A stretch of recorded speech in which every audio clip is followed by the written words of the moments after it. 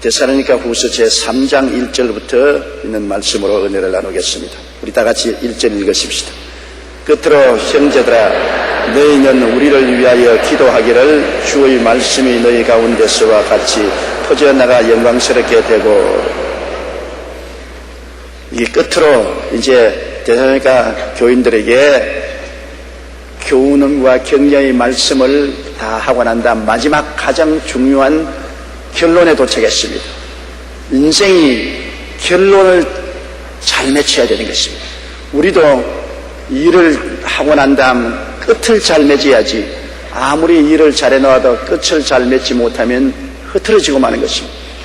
사람들도 일생을 살다가 마지막 떠나기 전 유언을 하지 않습니까? 가장 중요한 말을 유언에 남깁니다. 우리 예수님이 유언으로 남긴 것은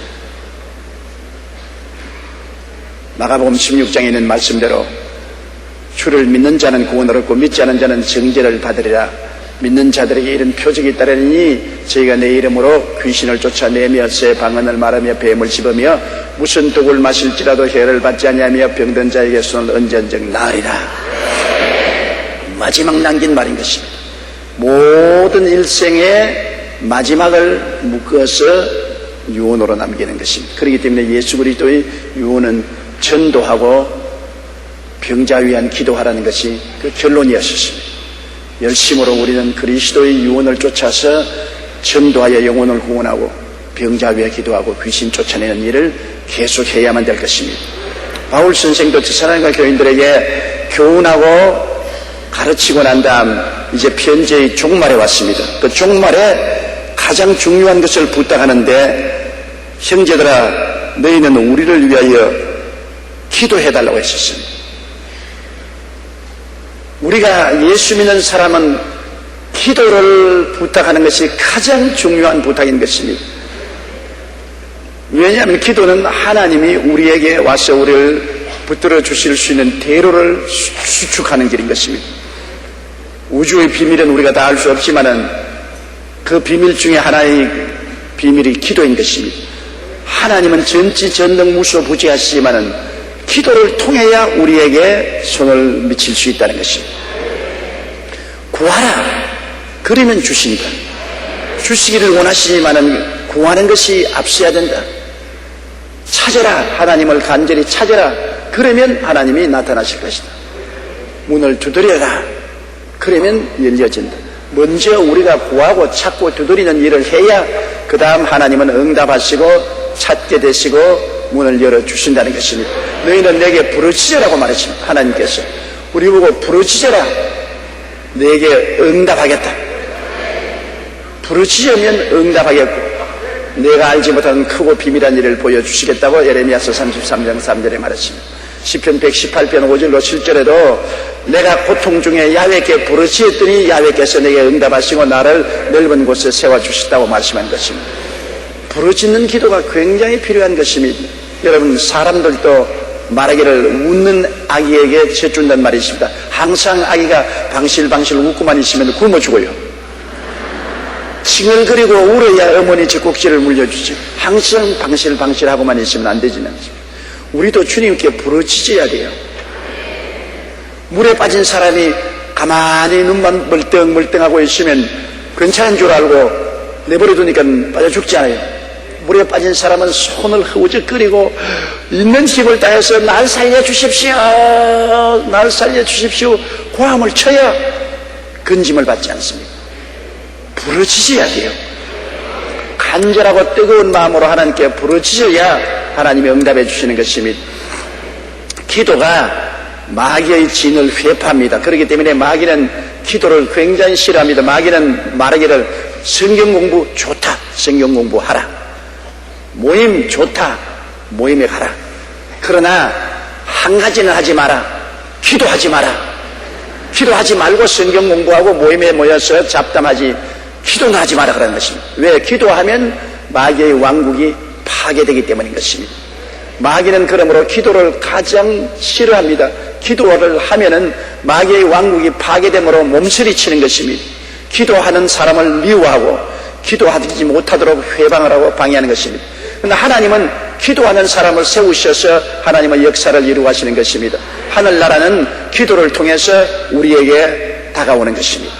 기도가 하나님과 우리 사이를 연결시켜주는 것입니다. 하나님이 전지전능 무소부지하시고 항상 우리와 같이 계시지만은 우리를 붙들어 주시는 것은 우리가 기도의 손을 내밀어야 붙들어 주는 것입니다. 아무리 손을 내밀어도 안 붙들어 준다면 소용없지만은 여기 붙들어 주려고 하나님이 계신데도 손을 내밀지 아니하면 하나님이 붙들어 줄 수 없지 않습니까? D.L. 무디 목사님이 그런 이야기를 했습니다. 자기 딸이 있는데 하루 저녁 자고 나니까 눈이 많이 와서 공원이 하얗게 눈이 덮였는데 또 그 다음 비가 와서 땅이 얼어붙었습니다. 그 어린 딸이 외투를 입고 목에 쇼를 감고 난 다음 아빠 산책 나가. D.L. 무디 목사님은 키가 크고 몸이 장대하신 분이십니다. 다른 조그마한 딸이 아빠를 쳐다보고 아빠 공원에 산책 나가. 아빠 지금 바쁜데. 아빠 나가. 그 강청을 하니까 아빠가 아침에 바쁜 일을 제껴놓고 딸하고 공원 산책을 나갈 수밖에 없습니다. 강청을 하니까. 그런데 아빠가 야, 이 굉장히 미끄럽다. 내 아빠가 붙잡아주긴. 아니야. 나도 그럴 수 있어. 그 D.L. 무디 목사님은 키가 크고 장대하고 손도 소두방만한데 그 딸을 붙잡아 줄 수 있는데도 불구하고 딸이 싫어하는 것입니다. 내가 걸어갈 수 있다. 그래 딸하고 같이 걸어가면서 아버지가 조심해. 그런데 내가 갈 수 있다고 깡충깡충 뛰면서 까불다가 그냥 와장창 미끄러져 자빠졌습니다. 그래서 하고 웁니다. 무디 목사님이 딸을 안아서 이렇게 엉덩이를 틀어주고 봐. 아빠가 잡아주겠다는데 손을 안 내미니까 내가 못 잡아줬지 않냐. 이제 손 내밀어. 내가 잡아주겠네. 손가락 하나만 딱 내놓고 난 다음 요것만 잡아줘. 손 다 내놔. 아니야. 요것만 잡아줘. 요것만 잡으면 갈 수 있어. 또 아빠 손가락만 잡아. 깡충깡충 뛰다가 또 미끄러져 자빠져 손가락을 놔버렸습니다. 그 다음에는 진짜 엉덩방아를 짚고 웁니다. 그때 아버지가 봐라. 네가 아버지 손을 놓고 아버지 손을 잡지 않으므로 그렇지 않느냐. 아버지가 그 손을 덤쓱 어린아이 손을 잡았습니다.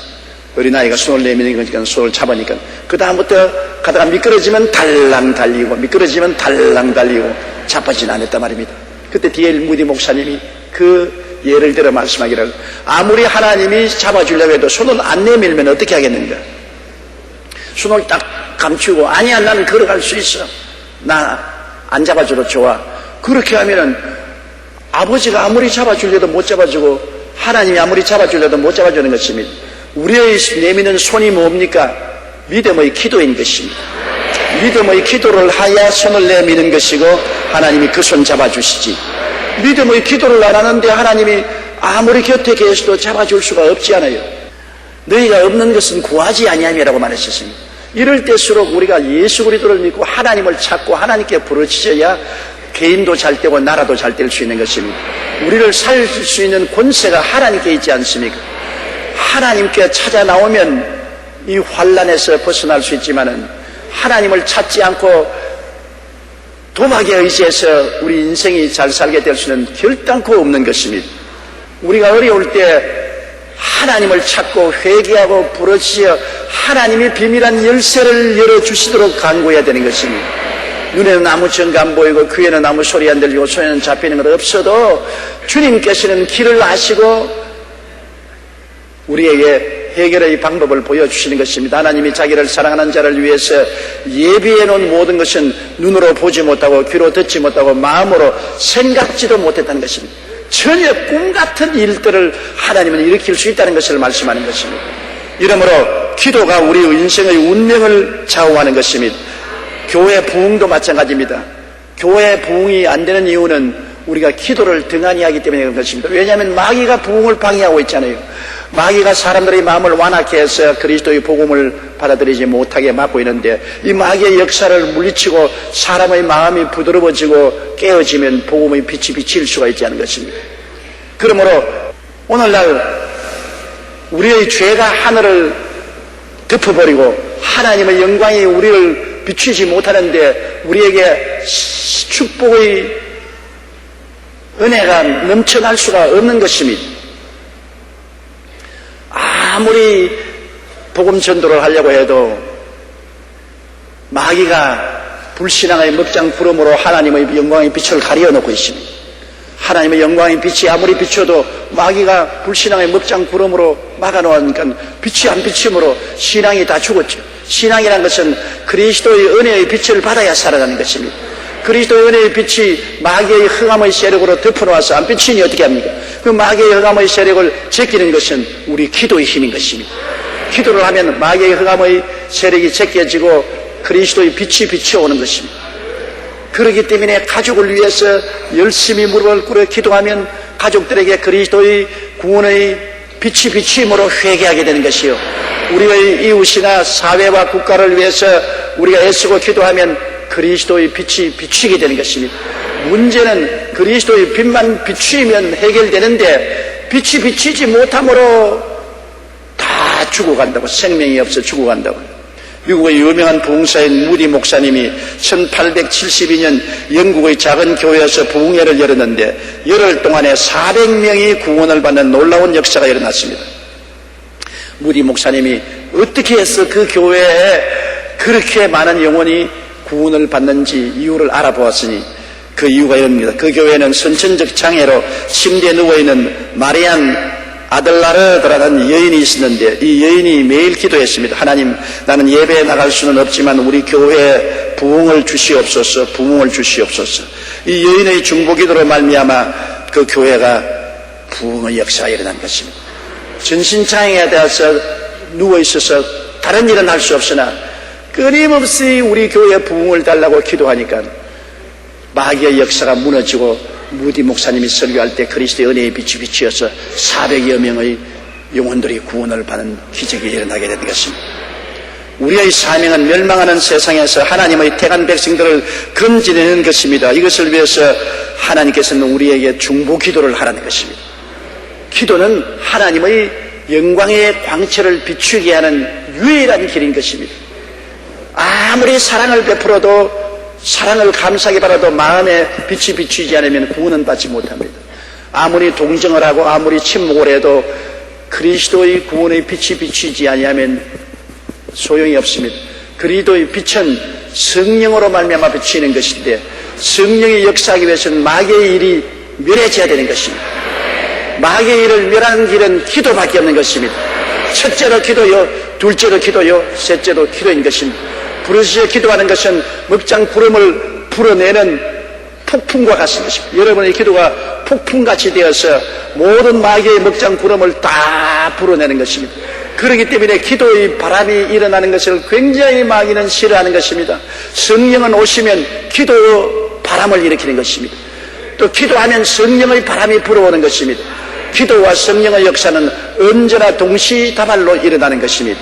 그러므로 정말 기도해야 돼요. 우리 여의도 순복음교회가 오늘날 같이 이처럼 거대한 교회로 자란 것은 우리 교회가 정말 기도하는 교회였기 때문에 그런 것입니다.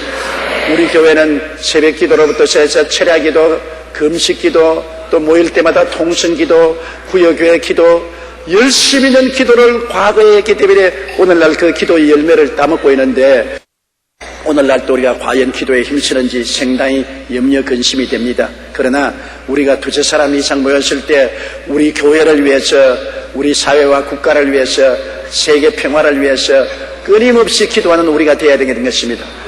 나 같은 사람 기도한다고 무슨 효과가 있느냐? 여러분, 비 한 방울 한 방울이 모여서 큰 홍수가 되는 것입니다. 티끌 모아 태산, 눈물 모아 한강이라는 말인 것입니다. 나 한 사람으로서는 별 볼 일 없지만은 한 사람 한 사람이 합쳐지면 큰 힘이 되는 것입니다. 여러분의 기도가 온 성도들의 기도와 연합하면 큰 힘이 되는 것입니다. 그렇기 때문에 쉬지 말고 우리는 기도해야 되는 것입니다. 항상 기뻐하라, 쉬지 말고 기도하라, 범사에 감사하라. 우리가 기뻐하는 것은 우리 개인의 삶의 행복을 위해서 기뻐해야 되는 것입니다. 마음이 기뻐야 사람이 긍정적이 되고 적극적이 되고 힘이 생기는 것입니다. 슬프면 힘이 안 생깁니다. 슬픔은 부정적이 되어요. 부정적인 태도를 가지고는 절대로 아무 일도 이루지 못합니다. 긍정적이 되고 적극적이 되고 맑고 밝고 환하게 되는 것은 마음이 기뻐야 되는 것입니다. 그런데 마음이 기쁘면 어떻게 합니까? 여러분, 기뻐요. 내 마음이 기뻐요. 그건 거짓말입니다. 울상을 하고 기쁘다는 말은 거짓말 아닙니까? 마음의 기쁨은 얼굴에 나타나는 것입니다. 얼굴은 마음의 거울이니까. 마음의 슬픔은 얼굴에 침울하게 있는 것입니다. 마음의 고통이 있으면 얼굴이 이그러지는 것입니다. 마음이 기쁘면 얼굴이 환해지고 밝아지고 웃게 되는 것입니다. 기쁨과 웃음은 언제나 이퀄입니다. 마음의 즐거움은 양약이라도 참 제일 좋은 약이 마음의 즐거움인 것입니다. 이거 그냥 교훈적으로 준 말씀입니다. 진짜로 오늘날 과학적으로 의학적으로 증명된 사실입니다. 마음에 기쁘고 즐거워서 웃는 것은 제일 좋은 약으로서 웃을 때마다 이 약이 뿜어나와서 몸에 있는 암을 죽이고 병균을 죽이는 역사를 하는 것입니다. 여러분이 기뻐하고 웃을 때마다 그만큼 약이 만들어지고 병이 죽습니다. 건강히 살아나는 것입니다. 그러므로 항상 모여서 기뻐하고 즐거워해야 되는 것입니다. 여러분, 기뻐하는 것은 기뻐하면 웃게 되는데 우리 마음은 하나 이상한 점이 있습니다. 진짜로 기뻐해서 웃는 것도 웃는 것이고 억지로 웃어도 웃는 것입니다. 억지로 웃는 것하고 자연적으로 웃는 것을 구별을 못하는 것이 우리 마음입니다. 오늘 과학자들은 말하기를 마음이 진짜로 웃는 것하고 억지로 웃는 것은 웃기만 하면 똑같이 취급한다는 것입니다. 그렇기 때문에 여러분께서는 거울에 서서 억지로 웃으라고요. 진짜로 웃는 것과 효과가 똑같이 나타나는 것입니다. 저는 오늘 또 설교하러 나오기 전에 거울을 쳐다보고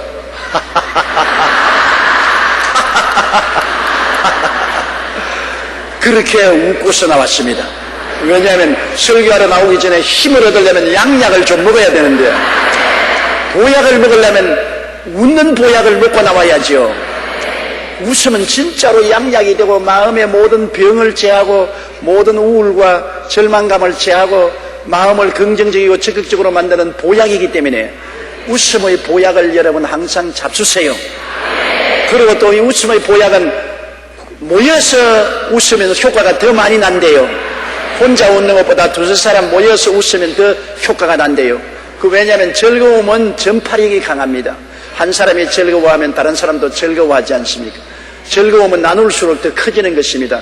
두 사람 모였을 때 서로 웃고 즐거워하면 굉장한 치료가 되는 것입니다. 오늘날 여러분 병이 많고 너무나 건강하지 못한 환경 속에서 건강을 가져오고 질병 없이 행복하게 젊게 살려면은 많이 웃어야 됩니다.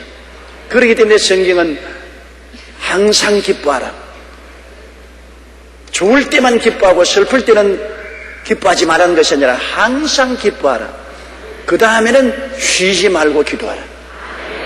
계속 기도를 함으로 하나님과 대로를 열어놓아라. 늘 기도의 바람을 일으키면 구름이 우리에게 떠올라올 수가 없습니다. 마귀가 먹장 구름을 가져오면 우리가 기도를 해서 바람이 일으켜서 기도의 바람으로 구름이 다 날아가 버립니다. 그 마귀가 저 집에는 갈 수가 없다. 바람이 너무 불어서 갈 수가 없다. 저 집에 가려면 기도의 바람이 불어서 전부 우리 구름이 날아가기 때문에 어찌할 도리가 없다. 저 집 기도를 좀 중지시켜라. 마귀는 그렇게 말하는 것입니다. 항상 기뻐하면 내 개인적으로 건강해지고 심신이 건강해지고 항상 기도하면 마귀의 역사가 사라지고 그리고 범사에 감사하면 하나님께서 영광을 받으시는 것입니다. 감사하는 자에게는 하나님이 더 감사할 것을 주는 것입니다. 저는 최근에 참 놀라운 간증을 들었어요. 우리 교회는 나오지 않은데 군에 있을 때 사고를 당해서 팔다리를 다 잃어버렸어요. 그래서 아무것도 못하니까 절망에 처해서 죽으려고 했는데 저희 라디오 설교를 듣고 난 다음에 크게 감동을 입고 내가 팔다리가 없더라도 하나님이 내게 생명 주신 걸 감사하니 해서 라디오 설교를 듣고 예수를 믿고 감사하기 시작해서 그 다음에는 내가 뭘 할까? 그림을 그려야 되겠다. 입에 붓을 물고 그림을 그리기 시작해서 한국에서 저명한 화가가 되었습니다. 나는 어제 그 간증을 들었습니다. 그분은 이제 세상을 떴는데 그가 세상을 뜨기 전에 영화 감독을 만나서 하는 말이, 나는 팔다리를 다 잃고 절망에 처해서 죽으려고 했는데 몇 번이나 죽으려고 몸을 뒹굴어도 죽지 않았는데 하루는 조용기 목사의 라디오 방송을 듣고 예수를 구주로 믿게 되고 꿈을 가지고 그래서 입으로 그림을 그리기 시작해서 화가가 되었다. 그리고 삶의 의미를 발견했다. 오히려 그 위치에 있으면서 영화 감독을 보고 당신도 순복음교회에 나가서 예수를 믿어라. 그래서 그 영화 감독이 우리 교회를 나오게 됐어요.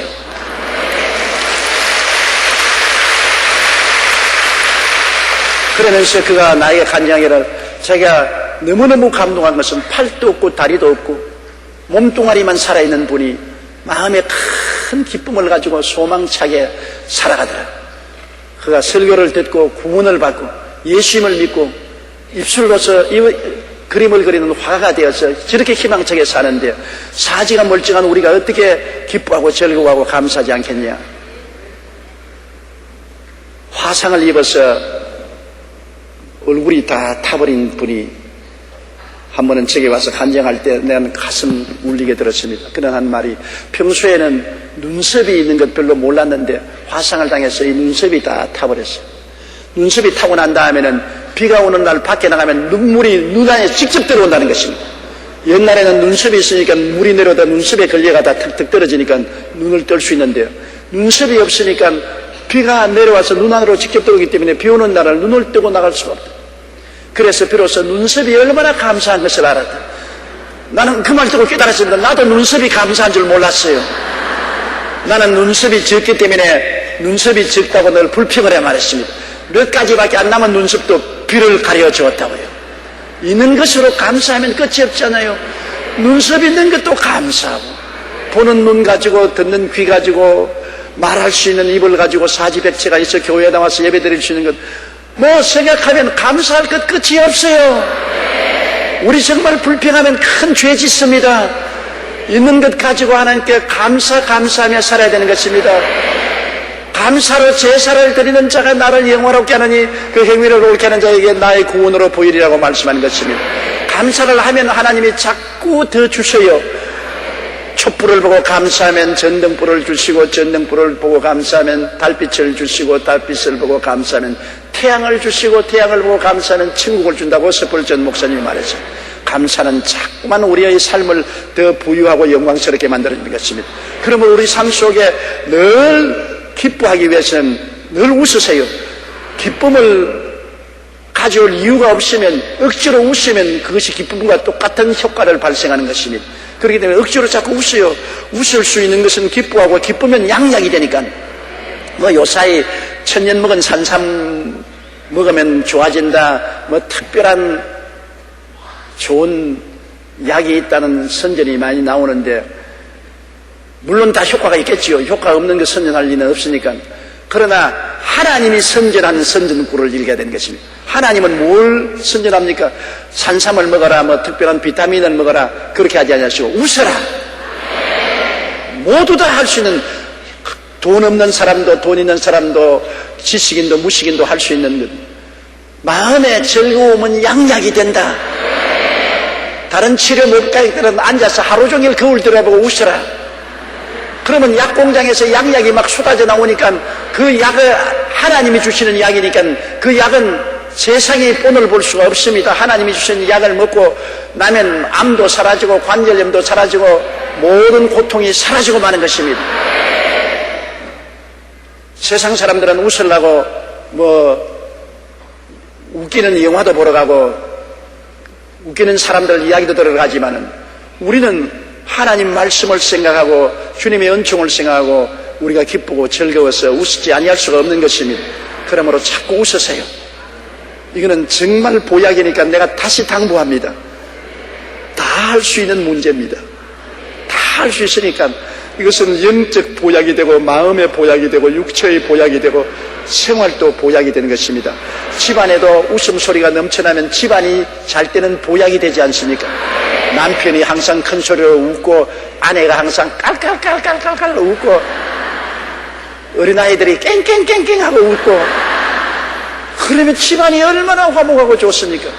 이거는 가정 보약도 되고, 개인의 영적 보약, 심적 보약, 육체적 보약이 되고, 내 삶의 관계를 정말 아름답게 할 수 있는 것이 웃는 것입니다.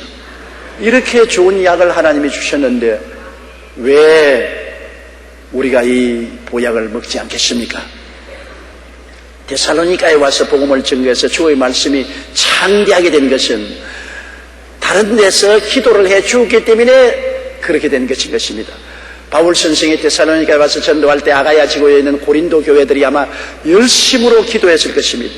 기도했기 때문에 데살로니가의 복음이 창대하게 된 것처럼 또 너희들이 나를 위해서 기도해 줌으로 말미암아 내가 다른 데 가서 복음을 전가할 때 복음이 창대하게 전파되어 하나님의 영광이 나타나게 하라는 것입니다. 기도와 하나님의 영광은 언제나 손에 손을 잡고 가는 것입니다. 왜냐하면 기도하면 하나님의 역사가 나타나니까 하나님의 영광을 볼 수 있죠. 조그마한 일에도 하나님의 역사가 나타나는 영광을 체험하게 되는 것입니다. 내 손가락이 아파도 다른 사람은 손가락 아픈 게 뭐 대단한 일이에도 본인이 손가락이 아프면 굉장히 고통스러워요. 하나님께 기도하고 난 다음 손가락 아픈 것이 딱 그치면 와, 설교 100번 들은 것보다 더 감동이 되는 것입니다. 와, 손가락이 이야, 하나님이 살아계십니다. 하나님 감사합니다. 주님께 영광을 돌립니다. 기도를 통해서 하나님의 역사가 나타나면 하나님이 영광을 받으시게 되는 것입니다. 우리가 이론적으로 하나님을 믿고 지적으로 하나님을 믿는 것보다는 체험을 하게 되면 정말 가슴이 찡하게 하나님이 살아계신 것을 느낄 수 있게 되는 것입니다. 그 체험이 기도를 통해야 체험이 오지 기도 안 하는데 체험이 오지 않는 것입니다. 적게 기도하면 적게 체험하고 많이 기도하면 많이 체험할 수 있는 것입니다. 성령도 우리 연약함을 도와주셨는데요, 성령도 기도할 수 있도록 우리 연약함을 도와주셨는데 어찌한지 성령의 도우심을 받아서라도 우리가 기도해야 되는 것입니다. 2절요. 또한 우리를 부당하고 악한 사람들에게서 건지시옵소서 하라. 매듭은 모든 사람의 것이 아니니라. 자, 복음을 전가하러 가면 부당하고 악한 사람들이 많습니다. 부당한 사람, 정정당당하지 못하고 비겁하고 비열하게 앞에서나 뒤에서 모략 중상하고 복음을 못 전하게 하는 것입니다. 뭐 바울 선생 보고 그런 거짓말쟁이다, 사기꾼이다, 사람들을 미혹해 한다, 이단이다, 온갖 부당한 말로서 공격을 하는 것입니다. 마귀가 무슨 짓을 모르요. 마귀는 그 짓의 앱이니까 그리스도의 복음을 전가하게 나오면 억지 소리를 하고 온갖 부당한 말로서 시비를 걸고 욕을 하고 고통을 가져오는 것입니다. 마귀가 가만히 있으면 마귀가 없는 것이죠. 마귀가 살아있는 이상은 대적하지 않겠습니까? 더구나 복음은 마귀의 나라를 멸하고 하늘나라를 확장하는 역사인데 마귀의 군대가 가만히 있겠습니까? 마귀와 귀신들은 때를 지어서 부당하게 공격하는 것입니다. 마귀는 정정당당하게 공격하지 않습니다. 언제나 배후에 서서 모함하고 시기하고 질투하고 분노하고 모략 중상을 하고 그렇게 해서 복음 전하는 사람이 낙심하게 만드는 것입니다. 우리 지역장, 구역장이 지역구역을 위해서 일할 때라도 사람들이 없는 마음을 만들어내고 사람 속을 썩이고 고통을 가져오는 일들이 많습니다. 낙심시켜서 주의 사업 못하게 하려고. 가장 주의 사업을 하는 사람에게 중요한 것은 용기가 있어야 되는데 용기를 잃어버리고 낙심하게 되어버리면 그만 주저앉아버리고 못하게 되는 것입니다. 이러기 때문에 원래 우리가 주의 사명을 받으면 사명을 받은 대로 반드시 마귀가 낙심시키려는 것을 알아야 되는 것입니다. 그러므로 주 안에서 강하고 담대해야 돼요. 주님만 바라보고 나가야지 세상 사람 바라보고 나가면 좌절하고 낙심할 수밖에 없는 것입니다. 이러므로 이 부당한 사람들, 이 불의한 사람들, 악한 사람들에게서 건져달라고 기도해라. 하나님께 기도해야 하나님께서 그 기도의 제목을 통해서 역사하여 주시는 것입니다. 그러므로 기도라는 것이 목표 있는 기도를 하라는 이유가 그게 있지 않습니까? 막연한 기도하지 말고 분명한 목표를 세우고 기도하라. 목표를 세우고 기도해야 하나님이 그 목표를 따라서 응답을 합니다. 그냥 기도할 때 복음이 창대하게 해달라고 기도할 뿐 아니라 악하고 부당한 사람들에게서 우리를 건져달라고 기도해달라. 그러면 하나님께서 주의 사자들을 보내어서 악하고 부당한 사람을 내어 쫓아주시는 것입니다. 그냥 하나님이여 나를 보호해 주시옵소서 하지 말고 하나님 오늘 차 타고 여의도 순복음교회 가서 예배보고 올 테니까 가고 오는 길에 보호하여 주시옵소서. 분명하게 하나님 앞에 목표를 가지고 기도를 해야 되는 것입니다. 막연한 기도를 하지 말고 목표 있는 기도를 해야 되는 것입니다. 그래야 하나님께서 그 기도를 받아서 역사해 주는 것입니다. 마귀에게 하나님 내 성도가 이 일을 해달라고 기도했다. 이 일은 내가 해야 되겠다. 막연하면 하나님이 막연하게 하나님 도와주시옵소서. 뭘 도와줄까? 그냥 도와주시옵소서. 그러면 하나님이 너 좀 기다려야 되겠다. 뭘 도와달라고 똑똑히 말을 해야지. 어떻게 내가 도와줬으면. 여러분 백화점에 가서 물건 사라서 물건 주세요. 점포에 가서 물건 주세요. 무슨 물건 원합니까? 그냥 달라고. 물건 달라고. 그러면 전화합니다. 어디로 전화합니까? 경찰서로 전화해서 정신병자가 왔으니까 빨리 데리고 가라고 그럽니다. 무조건 하고 달라하면 안 돼요. 물건을 분명히 지적해서 이러한 물건을 달라고 해야지. 하나님께 기도할 때도 분명히 지적해서 하나님이여 우리 남편 직장에서 일 잘하고 건강하게 해주시옵소서. 우리 아들 딸 건강하고 공부 잘하게 하여 주시옵소서. 우리 집안 주님께서 도와주셔서 매달 일용한 양식을 공급하여 주시고 은혜를 주시옵소서. 분명하게 목표를 세워서 기도를 해야 돼요. 그래야 하나님이 그래 이것을 주문했으니 이것을 주구마 그렇게 하지. 하나님께 분명히 주문을 안 하고 그냥 주님이시여 은혜를 주시옵소서. 무슨 은혜 줄고 아무거나 좋습니다. 아무거나 은혜를 주시옵소서. 그렇지 않습니다. 솔로몬이 1천 번제를 드리고 난 다음에 자는데 꿈에 하나님이 나타나서 내가 너에게 뭐 해줄고. 솔로몬이 하나님 그냥 은혜를 주시옵소서 그렇게 안 했습니다. 분명하게 말을 했어요. 솔로몬이 주의 백성이 모래알보다 많으니 나는 어린아이라 어떻게 재판할지를 모르겠으므로 주의 백성을 잘 재판할 수 있도록 지혜를 주시옵소서. 하나님이 네가 참 좋은 것을 구했다. 너를 위해서 오래 살 것을 구하지도 아니하고 돈도 구하지 아니하고 원수의 생명도 구원하지 아니하고 지혜를 구하니 잘 구했도다. 그러므로 네가 지혜를 구했으므로 전무후무한 지혜도 주겠고 장수도 주겠고 부귀도 주겠고 원수도 갚아주겠다고 말씀한 것입니다. 그게 하나님이 분명히 목적을 말했지 않습니까? 내가 장수를 구하지도 않고 그것도 목표지요. 부귀도 구하지 아니하고 원수의 생명을 없애달라고 구하지도 않냐고. 이거 전부 다 조건 아닙니까? 지혜를 구했으니 좋은 것 구했다. 구하는 것 중에도 좋은 것 구했다고 하나님이 칭찬했는데 여기에 보면 하나님이 분명한 목표를 두고 기도를 해야 하나님이 응답을 하시지. 막연하게 솔로몬 보고 솔로몬 내가 내게 뭐랄까 그저 축복하여 주시옵소서. 그랬더라면 솔로몬 아주 빵점 먹었고 말았다. 분명한 목표를 가지고 기도를 하는 여러분 되시기 바랍니다.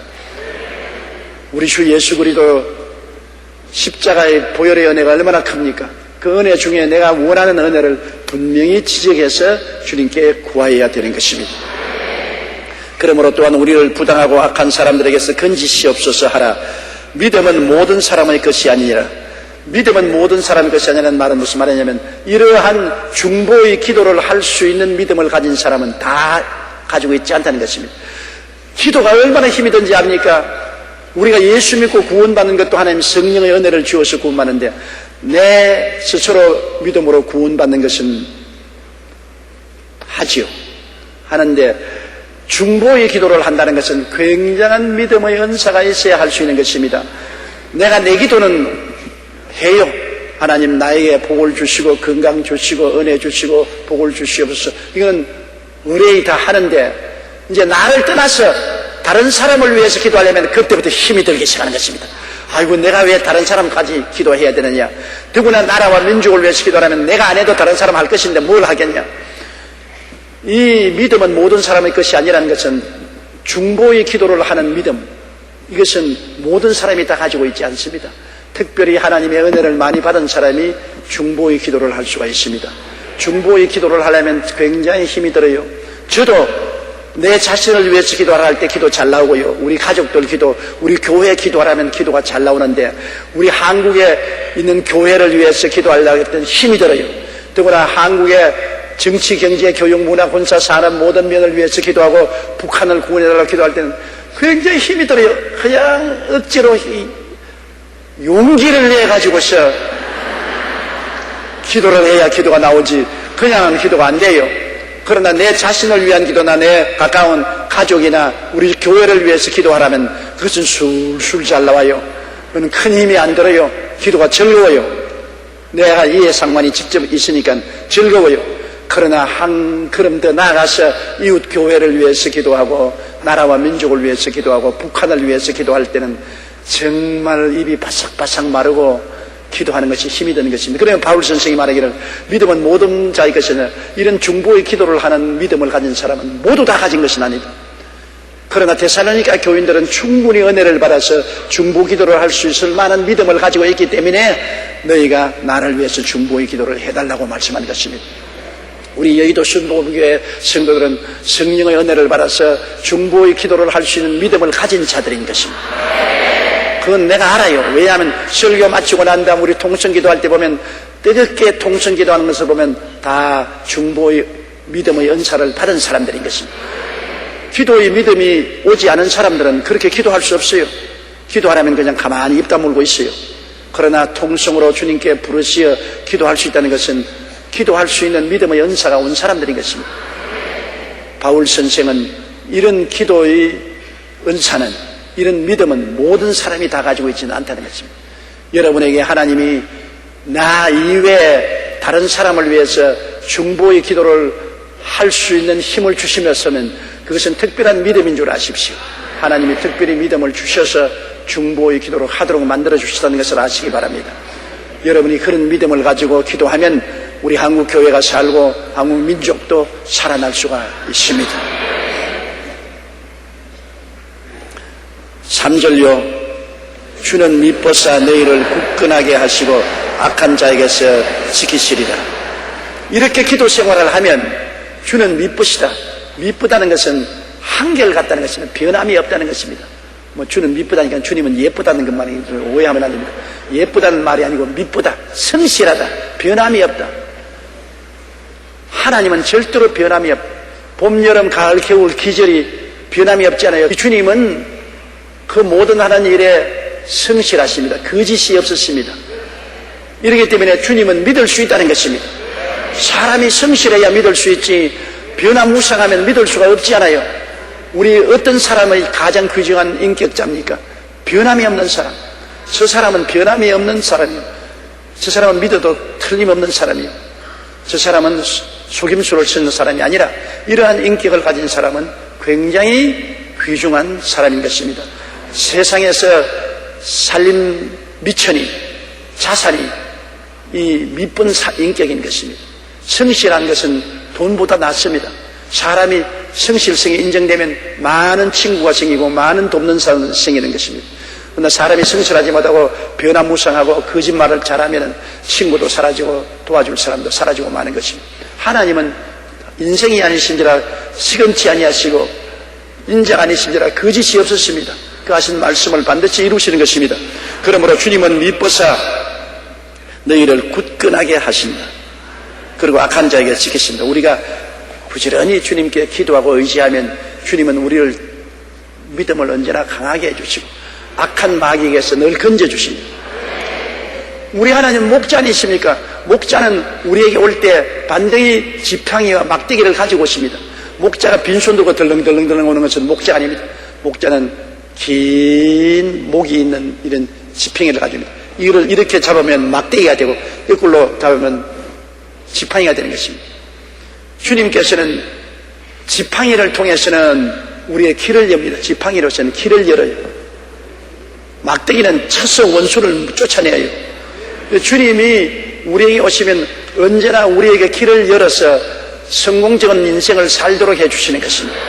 우리의 주님의 지팡이가 늘 우리와 같이 있어서 우리의 없는 길을 열어주시고 캄캄한 곳에 길을 내어주시고 우리를 성공적으로 인생을 살도록 굳건하게 만들어주시고 주님은 막대기를 가지고 원수를 치는 것입니다. 저는 매일같이 주기도문에 이 성경 구절을 인용합니다. 내가 사망의 엄침한 골짜기로 다닐지라도 해를 두려워하지 않을 것은 주께서 나와 함께 계시는 주의 지팡이와 막대기가 나를 아니하시나이다. 언제나 우리는 주님 지팡이와 막대기를 바라보아야 되는 것입니다. 우리가 기도해야 되는 것입니다. 주님이여, 나와 같이 계신 주님 감사합니다. 주의 지팡이로 나를 인도하여 주시고 주의 막대기로 나를 보호하여 주시옵소서. 기도해야 되는, 매일같이 기도하면 주님은 미쁘시사 틀림없이 주의 지팡이로 우리를 인도해 주시고 막대기로 우리를 보호해 주시는 것입니다. 주님은 우리의 목자이고 우리는 주의 기르시는 양이기 때문에 그런 것입니다. 목자는 양을 위해서 목숨을 버립니다. 예수님은 말하기를 나는 선한 목자라 나의 양을 위해서 내 목숨을 버린다고 말한 것입니다. 목숨을 진짜로 버렸었습니다. 부활하신 예수님은 목숨을 버려서 값주고 산 양을 너무나 사랑하시기 때문에 우리를 버리지 아니하고 떠나지 아니하시고 항상 우리 곁에 계십니다. 주님은 오늘 성령으로 우리와 같이 계시면서 오늘 또 주님 손에 지팡이를 들고 막대기를 들고 있는 것입니다. 나에게 구하라. 내가 지팡이와 막대기로 길을 내고 보호해 주겠다. 얼마나 마음이 든든합니까? 우리에게는 눈에 안 보이는 주님의 지팡이와 막대기가 같이 있는 것입니다. 눈에 안 보이는 길을 안내하는 주님 역사, 눈에 안 보이는 보호하는 주님의 역사가 언제나 우리에게 함께 하고 계신 것입니다. 그러므로 우리는 외롭지 않고 버림받지 않았습니다. 우리 주님이 능치 못하심이 어디 있습니까? 주님의 지팡이는 무슨 일에도 길을 열어주시고 주의 막대기는 어떤 원수도 물리쳐 주실 수가 있기 때문에 우리는 주님께 의지하고 마음이 든든할 수가 있는 것입니다. 그러므로 주는 미쁘사 너희를 굳건하게 하시고 악한 자에게서 지키시리라. 4절 우리가 다 같이 읽으십시다. 너희에 대하여 우리가 명한 것을 너희가 행하고 또 행할 줄을 우리 주 안에서 확신하노라. 너희에 대하여 우리가 명한 것을 너희가 행하고 또 행할 줄을 주 안에서 확신한다. 바울 선생은 데살로니가 교인들을 위해서 이 편지를 써서 신앙의 모든 규범을 가르쳐 주었지 않습니까? 그 신앙의 규범을 가르쳐 준 대로 행하고 또 계속해서 행할 줄 믿는다고 당부를 한 것입니다. 부모가 자식을 두고서 야, 내가 너에게 부탁한 말을 너희가 다 실천하고 또 그것을 더 확실히 행할 줄 믿는다. 부모가 자식을 두고 멀리 여행 갈 때 자식을 불러놓고 부탁하는 것이 그것입니다. 내가 너에게 부탁한 것을 네가 반드시 다 행해서 아침 일찍 일어나고 세수하고 옷 입고 학교에 나가고 일찍이 집에 돌아오고 중간에 동무들과 놀지 말고 집에 들어와서 숙제도 하고 운동도 하고 그리고 너무 오랫동안 텔레비 보지 말고 일찍이 잠자고 그렇게 해라. 내가 부탁한다. 엄마가 부탁한 건 네가 행하고 더 열심히 행할 줄 믿는다. 그렇게 부탁하는 것과 똑같은 것입니다. 바울 선생은 성령을 통하여 데살로니가 교인들에게 너희에 대하여 우리가 명한 것을 너희가 행하고 또 행할 줄을 우리 주 안에서 확신한다고 말한 것입니다.